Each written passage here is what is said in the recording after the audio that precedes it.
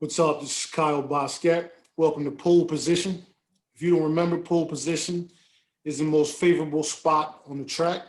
It's not the win, but it gets you ready for the win. And here on Pole Position, I talk to the winners or those that are about to win. And today, my guest is a very, very dear friend. We went to law school together. He is a very accomplished attorney in New York, Manhattan, one of the jungle, one of the toughest places to make it. And I know he would get upset with me if I didn't mention he's from Brooklyn. He's founding partner, Lance Clarke, founding partner of Hamilton Clarke, Lance Clarke. Welcome, Lance. My man, it's good to see you, brother. How things going with you? Oh man, I can't complain, man. I'm doing real well. I'm doing real well. So I like that. Life is good. I got no complaints either. Life is good. life is good. How the baby's doing? You know, I always say when you've had the misfortune of not having the greatest life growing up, every day is a blessing because you wake up every day not being in the position that you were when you first started out. So it might not be the best day, but it's better than the days you had when you first started coming up. So, I look at it, look, I got a beautiful family. I get to be black in America. I mean, what other thing? Life is good. Now I see you on IG, man. You do have a beautiful family, and you living well.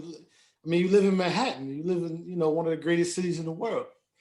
But I want to my main was that. Yeah, I think. What'd you say? No. I was just something me and my kids joke about all the time. Something me and my kids joke about all the time. Like, what's the meaning of like wealth and rich in America? And it's great family, friends, respecting yourself, your ancestors, things like that. So when we talk about life is great, I'm not even talking about in a monetary sense. I'm just talking about being able to the non-tangible things, the things that money can buy. When you have the things that money can buy, I think you're in a great position in life. Man, I'd have to agree with you because do you remember how I rolled up to law school with the avalanche with the 22s? Until they got stabbed, until somebody stabbed the tires. Yeah, that hurt. That was like $800 right there. But now I drive a Corolla, and The hate was real. been. Was that? What'd you say? I said the hate was real. It was, but you know what? The people don't understand what it was like going to school in Carlisle, Pennsylvania. Yeah, listen, we persevered through it. It was an experience. At 42, 12, 13, whatever, 15 years, damn, 16 years removed, I value the experience because I learned what the fuck I don't want to associate with, right? I don't want to be a part of any of that nonsense out there. But I when we were doing the pre-interview, we were talking a little bit about how we met and what our expectations of law school would be. But because essentially I thought law school would be undergrad part two with a little less fun, a little smarter people, right? And it turned out to be some really weird, lame, people from my perspective. I don't know what anybody else's undergrad experience was. I went to Maryland. I had the time of my life. I went to Penn State in the middle of PA, and it was different. Not main campus. We were at Carlisle, the Dickinson campus or whatever. But, tell me a little bit about, what attending law school was like for you.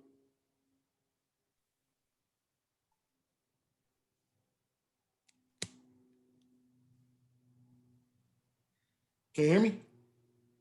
My first day of law school sweaters. I'm like, I'm going to law school now. I have to dress, professional. I don't know what I was thinking. That's probably one of the biggest regrets of my life still. I'm 41 years old. One of the biggest regrets of my life was giving away my Coogee sweaters before law school because I thought I had to fit in to something that I realized didn't exist. And I remember this dude had a shirt on that said Pimpin' Hoes since 88. I was like, oh, it's like that. That's when my fitted hat and my do-rag came on. And I was walking the do-rag with the fitted hat on top of it, shorts with Timbs on, because I'm like, you know what? And I still believe this to this day. You could be sitting in your office in a seersucker suit, you know, sipping scotch, listening to whatever you want to listen to and draft a great brief.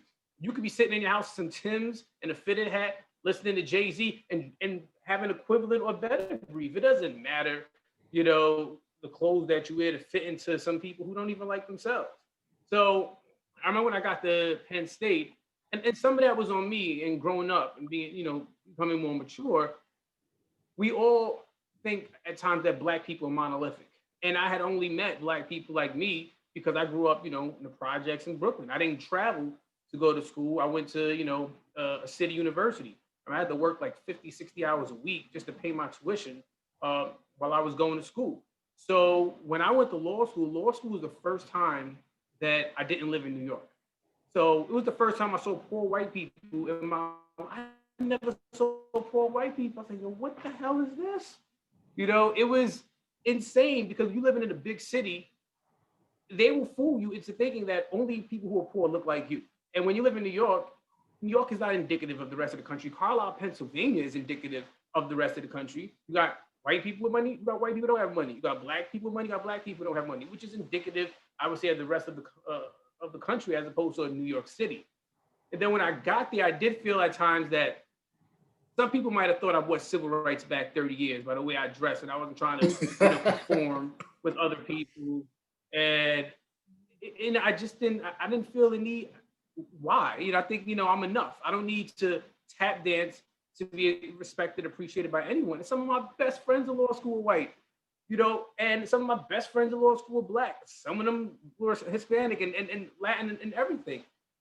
I gravitated towards who was cool, not who looked like me, whoever was cool.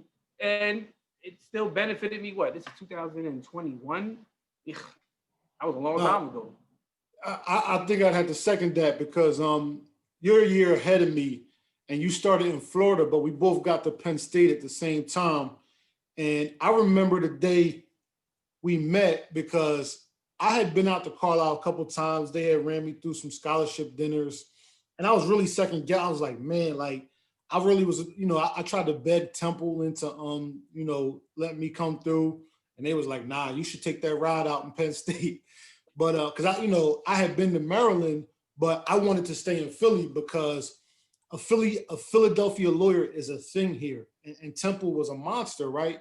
But Penn State has a national presence, right? Not the law school itself, but the school, right? So when I got out there, it was my first time actually being in the rest of Pennsylvania, right? Much like you. Like I had been north and south. My family's from South Carolina and Florida, right? So I had never been to really any other place besides like Reading to the outlets, right? And Pittsburgh a couple times. My cousin, you know, balled out there. But when I got there, I walked into the cafe per se. You remember that? And you were literally the first non-white person I saw. Like I had seen not like I mean, moving in. It was the first time I ever saw white people working in Wendy's. Like an all-white crew working in Wendy's. I had never, you know, and it because it shocked me. Like when you see something different, it shocks you, right? And I saw you and you were microwaving some rice and beans and steak. I don't know exactly what it was. And I walked up and I'm, yo, what's up, homie? I'm Kyle, you know, from Philly, blah, blah, blah. And yo, all the Brooklyn, New York, and the world came out. You was like, I was like, yo, my bad, homie. Like, I ain't mean to run up on you at child time. Like, I ain't trying to muscle you for your grub or nothing. You know, man, I always say that at 41, if at 25, 30, I knew what I knew at 41, you know, my life, it would have been, but yeah, that's just the way it is. Every older dude said that to me in my 20s. I mean, you don't know what you're talking about. And then I got 40 and I was like, them dudes knew exactly what they were talking about. And then I hear these stories about, you know, I don't even know what to say, man. It's just, we was just out there like that, you know, like we in law school. There was no reason for me to, evidently you there because you a student too. And if you know, or you happen to be in the building, what would be the reasoning for me to turn around and look? You know, it's that defensive mechanism that you will, you know, when you raised in the streets and you have that, not chip on your shoulder, it's a defensive mechanism because that's how you were taught to survive. And I always tell people. I was raised on how to survive. I'm raising my kids on how to live. So they don't have to take offense to everything someone says because some battles are not worth fighting. No, That was just nah. no, I mean, so your reaction wasn't uncommon. I just was like, yo, like, No, no. so for me, like I had a conversation with my homegirl the other day, and I said, if you look at how black men interact, especially young black men, right? When we was coming up, now I think it's a bit better. But when we were coming up, black men, we didn't encounter each other initially with love or respect. It was always like, yo, how this nigga coming at me, right? If you look at Asian, Latino, white dudes, it's a lot more love between their even common encounters, and I think a lot of that has to do with opportunity, right? Because, when we got to law school and we started to go through those motions, right? Like I could tell you, I want to let you know, man, I am extremely proud of you for the work you put in, for the accomplishments you had. But really, I want to thank you because you were part of my support group. Like realistically, like Likewise, brother. I had died the year before I went to law school. I was supposed to start the same year you did, out there. I had to defer. And I was away from most of my group was in Philly. My whole support was in Philly. And Carlisle, that's rough. Like I don't care if you're a black person from wherever, you could be from a burb of wherever, Westchester County, Yeah. whatever. Carlisle was rough. And you, James, Lynn, a bunch of people out there were part of a support group for me. That's after you thought I tried to muscle you for your grub, but I want to jump into it, and I want to talk about what it is that you did right after law school, because a lot of times people don't understand where success comes from. People don't understand and see the work people put in, and I've watched you through social media, through, we've done a couple of joint, conferences with the law school, whatever. I've seen the work. I've seen the sacrifice too, because to hone your craft, you sacrificed, because I'll tell people, I tell younger people all the time, don't necessarily take the first opportunity because it looks great. Coming out of law school, I had a law firm opportunity, and I feel like that fundamentally set me back because all the brothers that I know that didn't necessarily have those opportunities, not because of grades, because like I worked this and I had opportunities because of the year I went. Like they had special programs that incorporated my year that your year didn't even have, right? So I had opportunities that opened up because of that window, and I jumped through them because it was a firm job, decent money. I got two kids. Well, at the time, I just had my daughter. Jumped into it. You, James, Lynn, y'all all got your own shops, all doing well. But that the first couple years, talk about that. So I remember I was about to graduate. And I don't come from money. I got like $150,000 in debt, and I had an offer at a firm. I don't even remember the name or what it was, but I know that it was almost double the money that I had with an offer with the Legal Aid Society. And I remember reaching out to a professor at Penn State who was super helpful in terms of advice. I said, what should I do? And she's like, you got to think long term. This, contract position, or I don't even remember what it was. This might give you more money now, but if you work at the public defender's office in New York City, it will make, you'll trial by fire, sort of like residency. And I remember a good friend of mine was a doctor. He said you have to look at these first couple of years like residency. So when I first started at the Legal Aid Society in 2007, No, not to. What does the Legal Aid Society do? It's one of the biggest public defenders offices in the country. I think the best to me.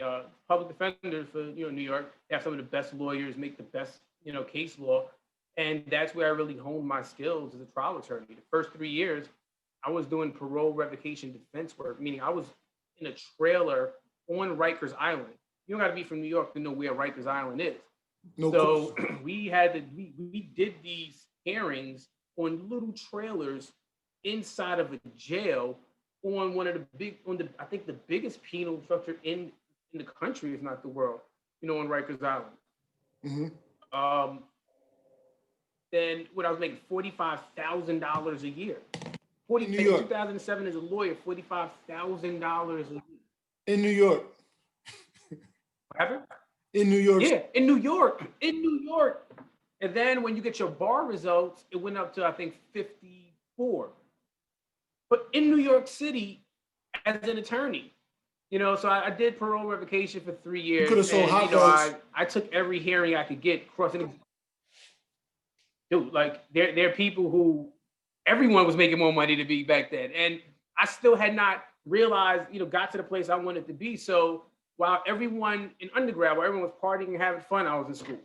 Then I'm studying to go for law school, everybody making their money, doing 100, 120, wherever they at, without any college debt, without any law school debt. They got their nice houses and their cars, and I'm still broke. But I finished law school. Then I graduate law school broke. But then I get a job for $45,000 a year living in New York City. Everybody's still, yeah. Well, I didn't have kids then. And it was a grind. But I took the opportunity for what it was. It was one of the best opportunities I could have had. And I used that to cross-examine. I was cross-examining police officers fresh out of law school there. But at this moment now, I've represented over 5,000 people. Over 5,000 people, I've been, blessed to be in a position to have represented. I did 3 years at the Parole Revocation Defense Unit. Then I went to Manhattan Criminal Court. For those that go into which is one of the. I don't mean go into detail about what that unit does, because part of this communication is giving access to people and not just so jargon at them. Parole.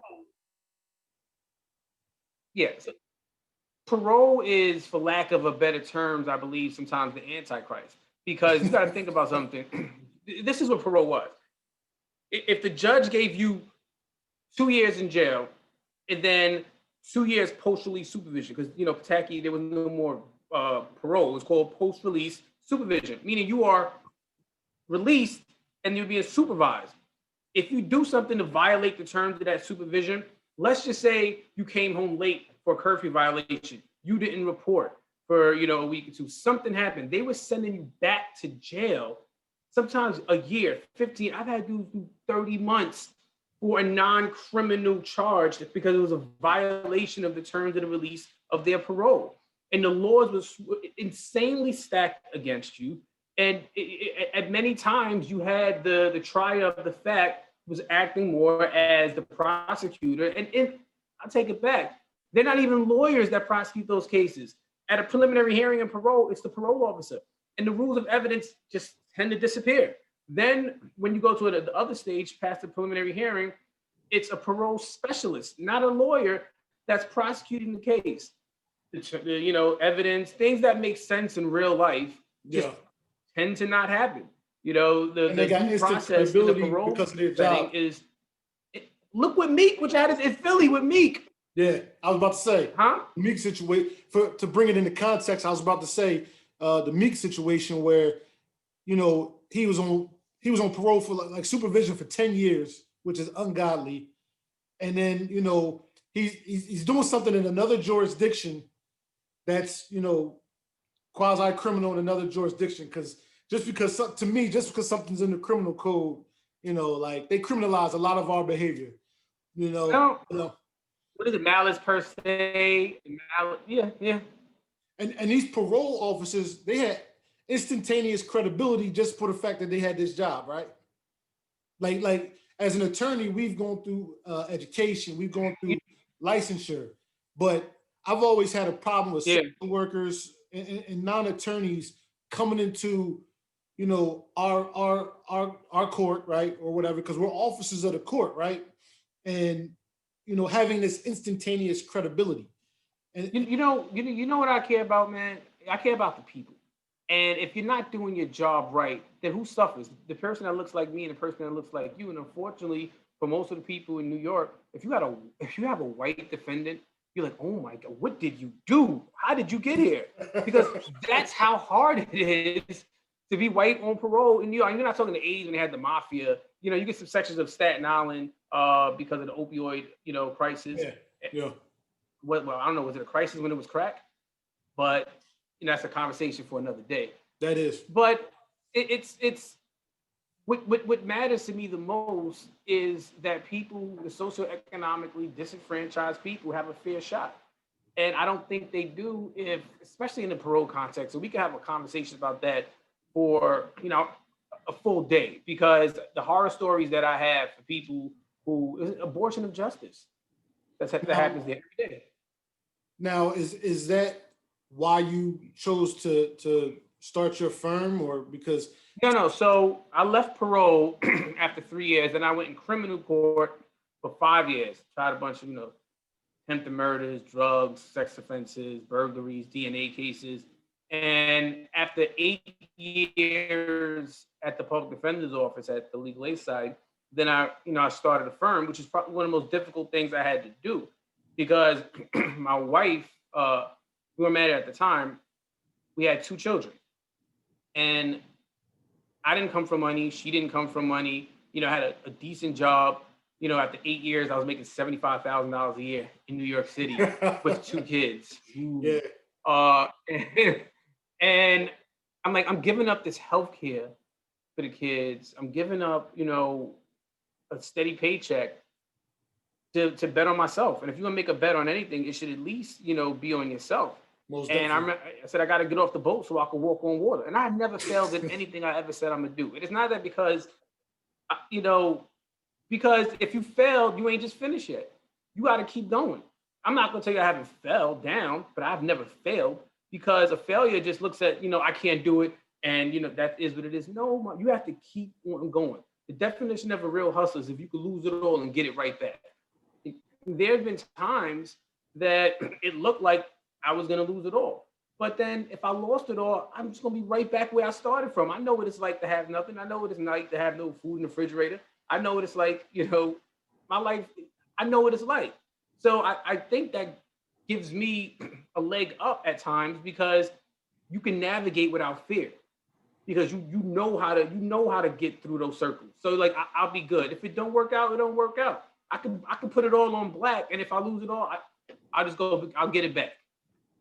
exactly. Talk, because I had the 1 yard line thing before where I talked about persistence and diligence, and I always forget that me and you are birthday twins. We got the same, Yeah. Yep. November 30th, 1979, 1978. Yeah. and we've always been on the same wavelength. Like, because when I met you, I'm like, yo, why do I don't even know why I like this dude, because realistically, I mean, I liked you because we had a lot of similarities and all, but I think it really is the fact that you had undeniable confidence and strength, and you were persistent, because we were going through kind of a similar journey, and you're a year ahead of me, so you were able to kind of say, now when you go in the finals, this is the mindset. When you go in the final studying, right? But when you get into your career, right?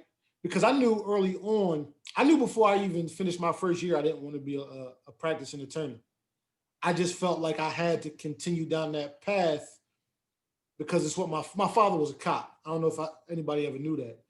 Um, he was a lot of things, but he was a cop, and he kind of always instilled that in me.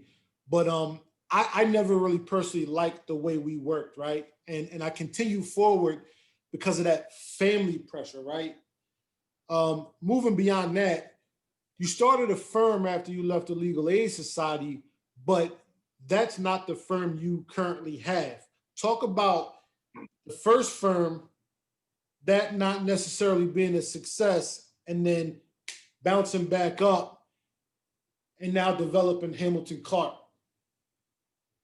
So it wasn't that the first firm wasn't a success. What happened was I left the Legal Aid Society, and there was a guy working with friends, and we were talking about starting a firm. And we just said, you know what, let's do this. We, both had the courage and the strength to just say, you know what, let's just jump out and get it done. And we were practicing criminal defense, both of us, and we wanted to merge more into civil rights. And a good friend of Why? mine, Why? Sarah Legler, we worked at the Legal Aid Society. Why did you want to go Huh? into civil rights? Because I want people to understand the whys, you know? Because you turn on the TV and you see what's happening with your people, and you see how, look, if anyone has a TV, if this week didn't show you the differences in treatment from law enforcement based on the color of your skin, then I don't know what else will. And as someone who's been pulled over multiple times, I've had guns pointed at me and my son. My son was 3 years old in a car. I've been smacked by the police, beat up by the police. And this is always something that I wanted to do. But my background for the last 8, at that point, almost 9 years, had been in criminal defense. And I'm not going to practice a type of law if I don't know what I'm doing, just to say, I'm doing this and then I'm causing more harm than good. Yeah. So a friend of mine, Sarah Legler, Plus, it her may be husband, malpractice. yeah. I mean, and it's not the right thing to do, So a friend of mine, Sarah Legler, we worked at the Legal Aid Society together. Her husband was a great civil rights attorney, and me and my partner Andrew met with him. His name was Josh, to try to convince him to come on to the firm, and he agreed. And then we had that firm, and then we had that firm for a few years. But then things changed after years. Things went their own ways. And I'll be honest with you, this year probably was one of the most best and worst years in some aspects. So I listened to Tidal, Black owned, and they recap the year for you. The music you were listening to in January, February, March, April. And like March, April, May, I was just listening to Jadakiss, Benny the Butcher, Griselda. I was just going through it. My firm was dissolving. It was Yeah. the pandemic was happening, and I couldn't open a new firm because the bar was closed. The New York State Bar Association was closed, and you need a certificate of good standing to open up a new firm, Yeah. bank accounts. And I'm just sitting there not knowing what I'm gonna do. And it wasn't the best time. But I would wake up every day and say, you know what, I still got to work out. I still got to sit at this table and get work done and keep a schedule and keep going. Because just because you're down now doesn't mean you're gonna be down forever. Truly. And then good friend of mine, Phil Hamilton, we were talking about building, a firm for a while. Actually, when I was with the other firm, we loosely spoke about it. I said, loyalty. I started with these guys. We'll finish it through, see what happens. When it didn't work out, I was like, all right, well, it didn't work out. And then it left me with a sense of peace, knowing that I never did no sucker to no one, and ever. I never screwed anyone over to get to where I'm at in life. Yeah. And I've always been a loyal stand-up dude. And when that situation didn't work out, to me, it was a sign that, you know what, I called Phil up, like, I remember we were speaking about this before what was going on. And we started Hamilton Clarke. And Hamilton Clarke has been an extreme success in a short period of time because, we're both attorneys of color. We just added 2 other partners on, Jason Clarke, who worked at the Attorney General's office at some point. He's running for city council now in New York. My other partner, Will, is doing family law and complex civil litigation, insurance defense, personal. Like the firm is now growing. And what I tell people, Hamilton Clarke is not Lance Clark or Philip Hamilton. That HC is like the archers for McDonald's. When you see this, you see you. You see the excellence. It wasn't no overnight. Like when people say, oh, it must be nice. It wasn't always nice. You wasn't with me shooting in the gym. You don't know about, when you out with your friends after work, but you can only, there were times I was living off of $5 a day as a lawyer. Yeah. Because I was so dumb, out partying. I'll leave the car somewhere and it gets towed. And you got to spend that 24 hours in New York will have you bankrupt for a long time. Well, I remember we was in law school studying for the finals and my account had overdraft. And I was buying $1 coffee, but the coffee was $26.99 because of the overdraft fees. I bought 10 of those coffees. I'm trying to explain to the bank, I did not know that I didn't have the money. Why would y'all let me keep buying these $30 coffees? Next thing I got negative $1,100 in the bank with no job, and I'm just sitting there like, ah. So, all right, let's get into that then. In terms of habits, right? Because I talk a lot about in order to improve and grow, you got to change your habits, right? From law school, legal aid society, firm one to Hamilton Clarke. Have you seen an increase and an improvement in those habits? Because I mean, really, a lot of that's self brought on by. Yeah. It's called age and maturity. I, I I was not afraid to turn 40 because I didn't think I'd make it to 40 when I was in my teens. So, knock on wood, it's good to be above the ground talking about this. No question. But listen, if you're 40 doing the same thing as you were doing when you were 20, you wasted 20 years of your life. And I'm not the person that I was in my 20s. And let me tell you, like a good 8 years, I went in there. I'm talking, I was traveling the world. My friends were the best club promoters in New York. So I can go to any club in Manhattan for free and drink for free, not drinks, bottles of liquor. It was a life. I lived a life. Uh-huh. And then at some point, I was like 31. And I remember walking to court with a good friend of mine, Hamilton. And I'm like, you know what else I'm gonna do? Right? I'm good. Like, what else I'm gonna do? So, I started to, try to make it work with my on and off of girlfriend, who's now my wife. And, she, it started off on MySpace, ended up, till death do us part. Hold on, wait a minute. When we was in law school, you used to do that MySpace thing. I ain't gonna get into it. Put your business. Yeah, I appreciate it. That'd be nice. Because I remember we went to like the Balsa conference in Philly. Oh yeah. And everybody was crashing Jonathan McNabb, I think. It was oh man, we ended up, yeah, all right. Never mind. and we were supposed to crash at my crib. And I remember like after the first night, you was like, Kyle, I'm gonna catch up with y'all. I'm going this way. I mean, listen, I don't even remember that, but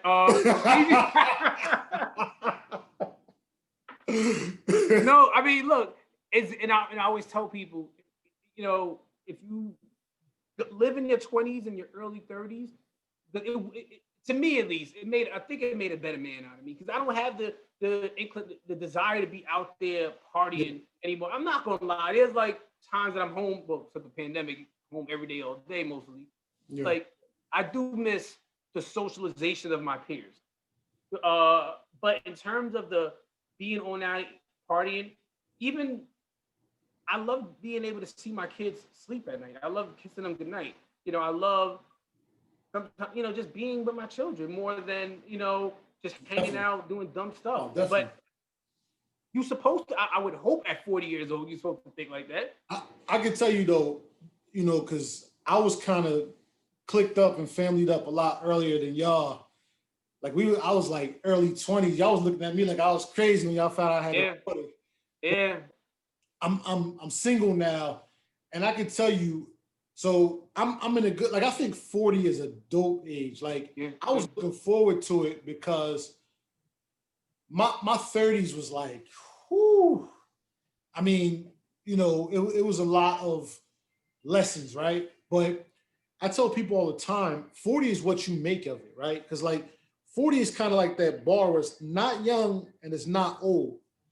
And I can tell you, life, because of all those lessons, because of all those failures, because I personally did hit rock bottom, not in the way a lot of people see it. Like I've been making six figures for whatever amount of years, but that money and material things never made me happy.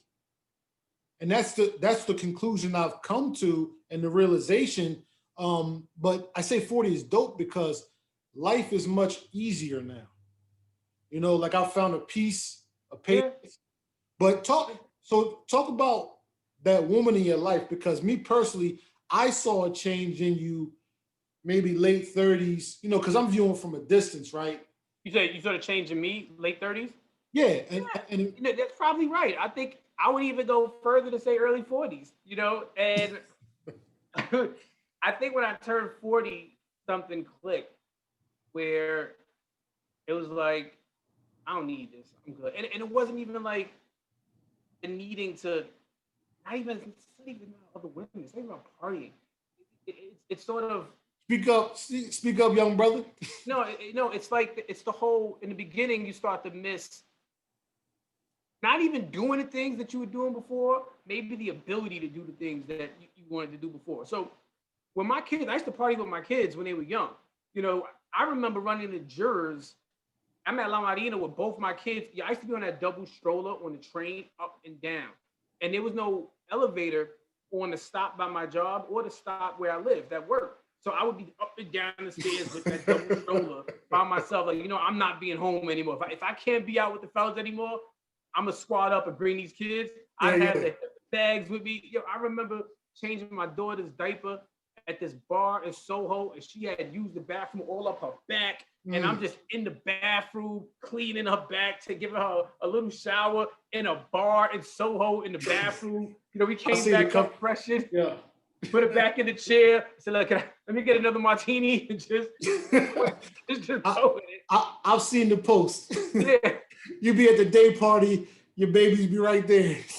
Listen, and I love that. I don't even know. I look at those pictures now and I get tired. I don't even have the energy to do that stuff anymore. But when I had my kids, I was 31, turning 32 when I had my son, and then my daughter around 35, 36. So I was like 37, 38 when I was running around with both of them. And I think it was the best decision that I did because I never sat in the house and felt like I was missing out. Like if I remember being home I took paternity leave for both my kids. I stayed home for their first 90 days of their life. I stayed home with them, which I thought was amazing. I was blessed to be in that position to do that. And my friends at the Legal Aid Society would win a trial, and everybody's going out to celebrate. I'm just sitting at home looking at this like, we getting dressed. Let's go. Get the kids dressed, and no car. You hopping on the trains back and forth, or you taking cabs because it's too late to get a train. But I'm glad I made those decisions because now my kids are used to being out. They, maybe too much now. They want to, hang out with me all the time. But I think it was. I'm happy I did it that way. I'm happy you did too because it's authentically you. I think a lot of people get depressed and they start bumping their own noggin when they're not their authentic selves, right? Because make it work for you. Whoever you are, be the best version of you. That's why I never went for a big firm because I know I don't fit in there. And that's nothing against them or against me. It's the fact that sometimes I can't be what I think I would need to be to succeed. And if a situation, it may not be toxic to you, but it's toxic to me if I have to be someone other than who I am. Yeah. And whether that's, good or bad, that's a personal decision I had to make. So I started these firms and I'm building this firm to be something that the world will see and will live after I'm dead because, why would I join them when I always knew I could beat them?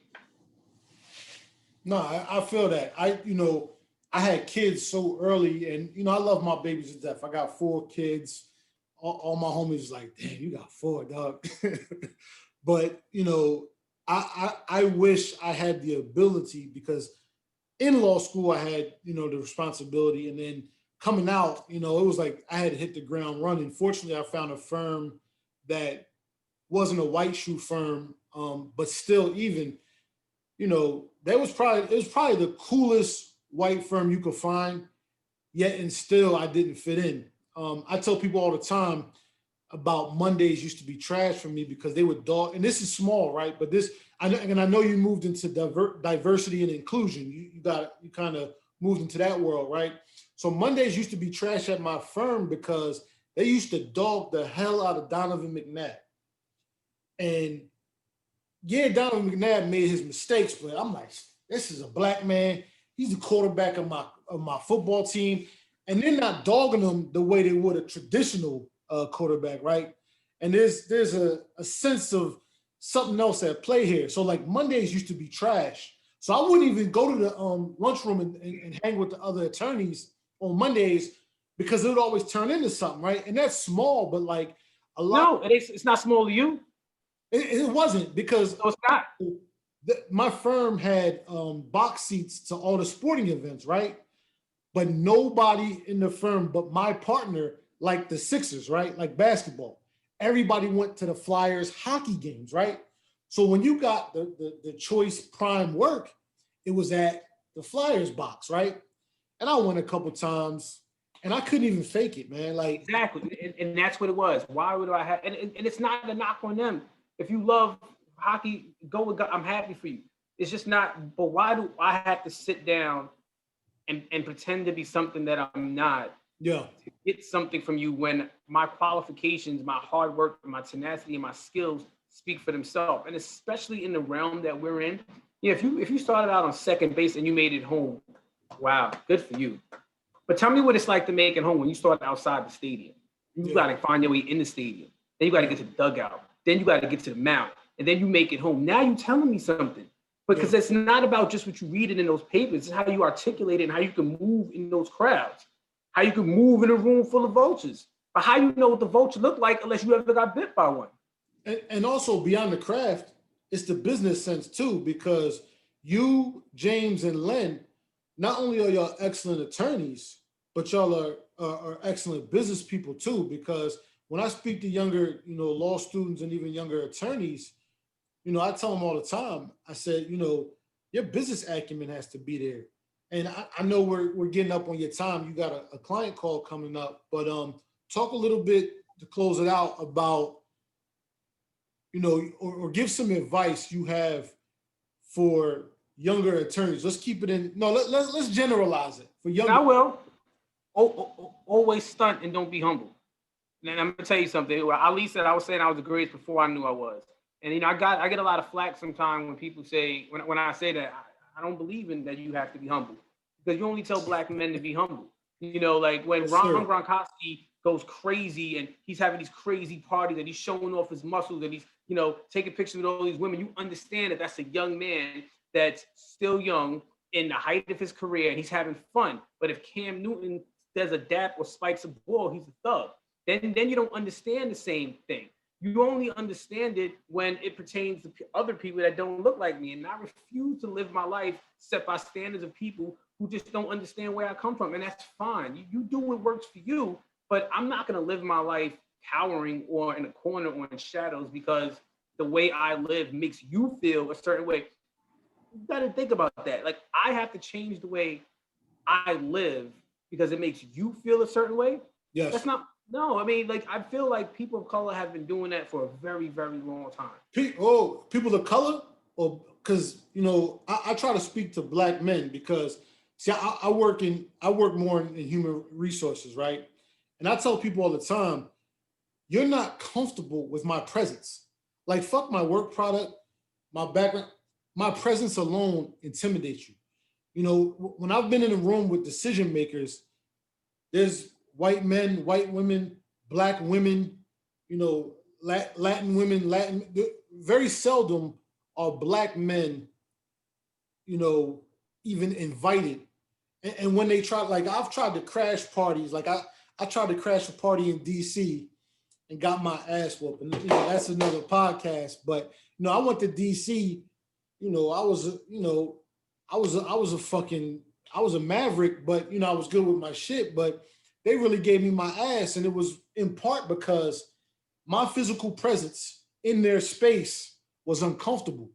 Talk about that a little bit. There was a point early in my career where I cared. And then, I feel like there's a Malcolm X line and a rap line for every aspect of your life. And I remember Jay said in that entrepreneur song Pharrell, with a Meek Mill, he said, "We were praising Billboard when we were young. Now I look at Billboard like, is you dumb?"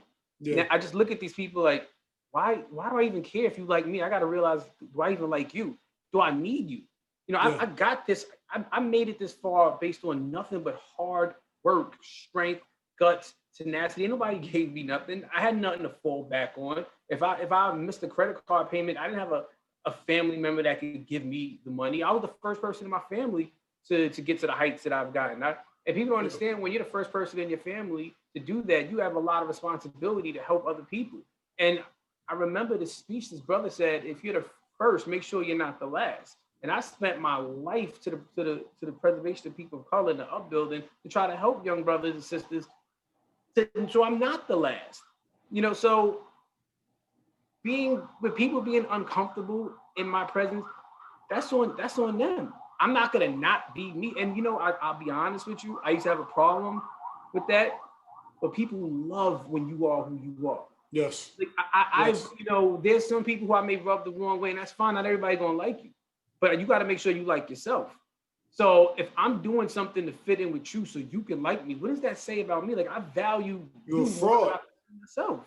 Yeah, you're a fraud, and ultimately for the person, that's where I think a lot of depression and anxiety comes from. Because if you're not moving authentically, and you're moving, and you're basically fronting on who you really are, how can you play that role continuously, day in and day out? But let me ask you this. You're in New York, you have an opportunity, right? I don't want to put you on the spot, but can I send young brothers to you, not for a job or anything else, but for a mentoring opportunity? Bro, I would even, you don't even have to ask me that. That's, I always say I want less clients, more colleagues. I want to build something that will transcend my death, that will just a structure of being that's just of excellence. I feel you. And people tell me, you got a black firm. Like, why I got a black firm? Why is it a black firm? Yeah. What makes it? Oh, because the partners are black. Yeah. So is every other firm a white firm? Yeah. Or is it just by definition, white is the neutral, and anything else has to be a prefix, has to be in front of it? Oh, that's the woman firm. Why is it a woman firm? Because they all women. They just lawyers that have to be women. I don't subscribe to any of that, and I don't subscribe to what people subscribe to, what they believe is me. I know who I am, and I know that I'm enough. And if you don't think it's enough, then that's your problem. Yeah. Then not all money is good money, and if that's how you feel, I don't need your money. So then I can send those brothers to you, and young ladies. You can send anyone to me. With whatever I can do to help someone else, I will do, even at the cost of yes, I would love nothing more, honestly, than to sit back when I'm like 80 and 90 and just look at this world and be able to say, there was, just before I let you go, there was a video clip I saw of this brother. He helped a bunch of children during the Holocaust. I think he's a German, older German man. And they were talking to him, and then everyone in the auditorium stood up, and those are all the kids he saved. Like, imagine the impact in the world that one man had, because he saved all of those kids who are now adults, and whatever he helped those kids do, those kids helped the world, and on and on and on. And I looked at that, and that's what I want. I want, when I'm that age, that I would have affected this world and I left it in a better place than how I found it. And then I'm good. That's dope, man. That's dope. Well, Lance, I want to thank you, man. You, from day one, you never fronted on me. We've been there for each other. I remember in law school, we had some things we went through, some tough times. We were there for each other. Carlisle was a rough place for us. We had a gap there. We weren't able to really get up, and I'm gonna put that on me. I was going through what I was going through, but I really appreciate you, brother, and I'm definitely gonna send some. I got some young bulls. I got 3 of my guys, because I don't know if I'm gonna make 80 or 90. That's a hell of a stretch. But hey, listen, I'm enjoying every one of them days of those years, man. Life is good. Yes, you gotta, it is. Like, It's a Wonderful Life. One of my best movies. It's not how hard it is to be black, because you got movies that are so dope. There's no black people in there. You can't even say that there's a dope movie before 1950 that you really like, even if you do really like it. But there's nobody in the movie that looked like you. 10 Commandments, Sound of Music. I don't think none of that shit. It's a Wonderful Life. I love It's a Wonderful Life. I think really? George Bailey, the character, class example of someone who affected the lives of so many people that he got the glimpse of what life would be if he didn't exist, which I think is amazing for anyone that they ever had that opportunity to see what life would be like if they were never born. Then you can see the real impact you've had. Oh, the premise is dope, but just the fact that they don't have no black people. I mean, truthfully, because like I tell my kids all the time, I really tell my kids, I say, yo, y'all grew up with Barack Obama, y'all grew up with a lot of black faces on TV, Yep. and Yep. I tell my daughter in particular, they crushed my dude. Like whatever he did, whatever the facts, the legal society, you know, Bill Cosby was a figure. I'm not in any way condoning No. behavior. Yeah, I am. Because why Bill in jail, but a lot of other brothers not. The dude from Seven Heaven, you know, they still syndicating that show. You know, they choose who they put on the wall. I'm still listening to R. Kelly. I'm still looking at the Cosby Show. I'm not condoning what they did, but you still listening to Elvis. You heard about the stuff he did. You still listening to all of these people, you know, that done horrible things like a lot of people have done. But you don't judge. You forgive. We choose who we forgive, and we choose who we put on that wall. Yeah, and that's the thing. Like literally growing up, I had Bill Cosby and Michael Jordan. Because people are like, oh, you always talk about Michael Jordan. I said, listen, I said, when you see excellence in front of you and you're coming from a certain environment where you see nothing but chaos, because, you know, within my work environment, I try to tell a lot of managers, in particular white managers, when your black employees leave, 9 times out of 10, they got concerns that you don't have, whether it's environmental, whether it's household or whatever. And even women, there's women that have concerns when they leave the workplace and get home that men don't have. So, you know, because that's the space I work in. But realistically, you know, all those old movies and shows, they're okay to me. Like my grandmother, I grew up with my grandmother, and she used to watch all of that. So it kind of stuck on me because she didn't let us watch TV during the week. So if I was watching TV, it was that. So he was watching Dynasty. I'm happy that, you know. No, I mean, listen, generation, all my kids watch, you know, I make sure like my daughter who is, you know, natural, beautiful hair, that she looks at cartoons with people who look like her, that there's representation. Representation is so important. You can't see how you're gonna be it. Yes. And that's like people all the time, you know, really try to get on the content. Like for instance, I got homies that, and this is why I love the space we're in now. I got homies that hate that show Blackish. They actually hate it. Oh, Black A, like I don't want to curse this, like Black to the show, Black AF on Netflix. Well, both. Not well. Most of the people I know love Black as fuck, right? Oh, I've never felt represented in my life until I saw that. Like honestly, for Lance Clarke, I never looked at a show at 41 years on Earth and said, my wife was like, "Oh my God, that's you." People I know was texting me like, "Yo, I'm looking. This is crazy. It's the first time I'm 41 years old. I've traveled the world. I'm pretty educated, I think, right? 41 years old. For the first time in my life, I looked at a show and said, "Can you like, oh my God, that is me." And it was let me tell you, it was the most fulfilling. I can't even put it in words. I'm like, so this is what white people feel like every day. Yes. This is amazing. Wow. Now the thing is, so I like the show too. But and this is why I tell my daughter Black TV is so dope now, or the representation of Black people on TV is so dope. I got homies that absolutely love that show. And then I got homies that absolutely hate it. And I respect and appreciate that because now we can be in a space where we can make those choices, right? Like before, we absolutely had to jump on the Cosby's. Yep. We had to embrace it just because. But you know what that is also though? That's dispelling the generational misconception that Black people are monolithic. Yeah. You know, you got brothers like me, and that's why diversity is important because you can't just put a Black face in the room and think that they're gonna, you know, get the point across to another black person.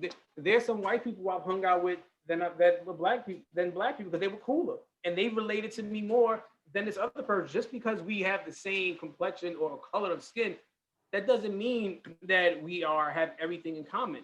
It's a step in the right direction, but it's not everything. So you could get like 10 different brothers and put them on a wall, and they each bring something different to the table that conveys to a different person in the audience. So, look, I mean, if you Eminem, you know, one of the Kennedys talking to you about success is not going to resonate with you, you know. But if you Eminem and I don't know, let's say a Kid Rock, one of the like someone from your socioeconomic background is having the same conversation with you, sometimes regardless of the color, but they live in a trailer park too. They go to the same shitty school you go to. They are as poor as you. Their mother's a waitress at a diner. Like, you're gonna relate to that man regardless of the color of his skin more than the person that looks like you who has no idea what your life is like. And that's the misconception I think that people have had. You just put a black face in there and we've settled diversity for the next 20 years. Meanwhile, that black face you put in there might not relate to them other black people. And then what was the point of that? Yeah. So the more of those faces that you have, the better chance you have at getting this point across that I believe, or I would like to believe you're intending to do.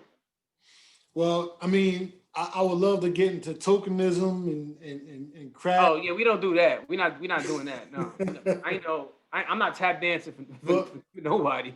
But we gotta go because I know you gotta go. Yeah. And I appreciate. I love you, brother. You too, brother. Love you too. Look, thank you for the opportunity. Great seeing you. Hopefully, when the world is open again, we can do this over. Oh, I got some intel. Ford Road in the Bronx. My man was like, you got to jump all over it. Yes or no? You don't got to go into detail. In terms of? He just said, go up there. That's all he said. All right, we'll talk about it after this. All right, I'll see you later. All right, man. Love you. Peace, baby.